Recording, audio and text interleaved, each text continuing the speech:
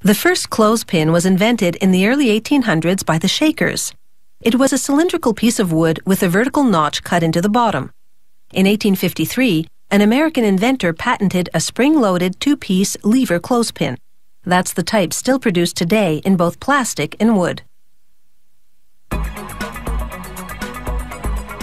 This Czech company makes clothespins out of beech wood.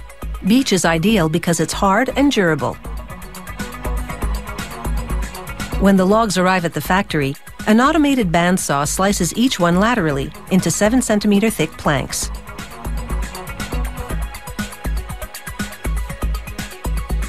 Wood is naturally damp, so it's critical to dry the planks. Otherwise, clothespins made from them would repeatedly expand and contract with temperature changes and eventually crack. First, the planks air dry outdoors for about 7 months, until their moisture level drops to 20%. Then the planks go into a kiln for 3 or 4 weeks to bring the moisture level down to between 8 and 10%. The wood now stable, workers cut the planks into shorter, more manageable lengths. Then into 7 by 7 centimeter blocks.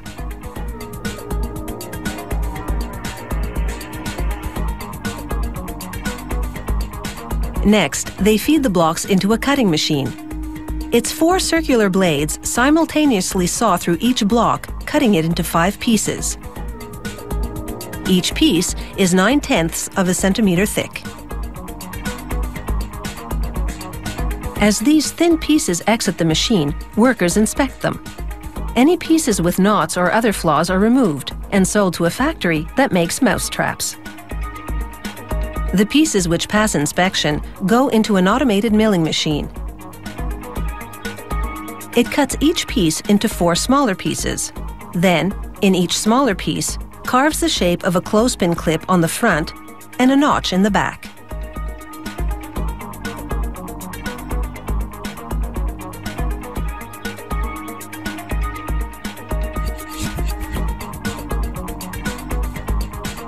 So each thin piece of wood has gone from this to this to this. The notch on the back will hold the spring that mates 2 clips and produces the tension they need to grip. The next machine saws 4 lines down each piece, cutting it into 5 identical clips.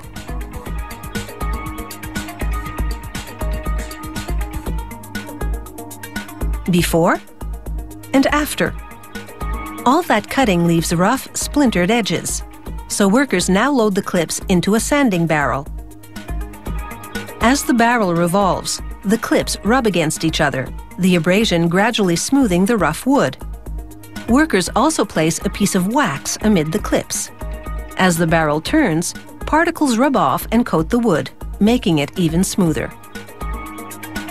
Meanwhile, another automated machine makes the springs out of 1.5 millimeter thick iron wire. The wire has a zinc coating on it to prevent rust. Watch in slow motion how the machine twists the wire 7 times to make the coil portion of the spring, then bends the ends to make the part that fits into the notch. With all the parts ready to go, it's assembly time. Workers load clips and springs into separate chutes of the assembly machine. As each spring drops down, a mechanical finger pushes the end aside to clear the way for a pair of clips to encase the coil. Then it releases the end of the spring into the clip notches. The machine does all this at a rate of 8,000 clothespins per hour. The finished clothespins drop onto a conveyor belt that transports them to the next machine, which groups them by the dozen.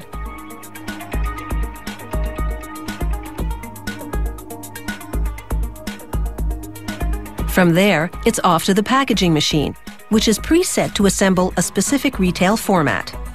This is a 36-count package, so they've set the machine to stack 3 dozen clothespins. After placing a paper label on top, the machine shrink wraps the package.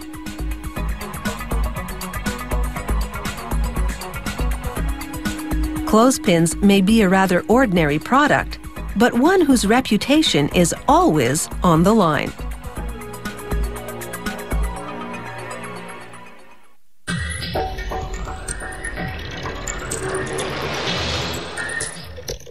If you have any comments about the show, or if you'd like to suggest topics for future shows, drop us a line at www.howitsmade.com.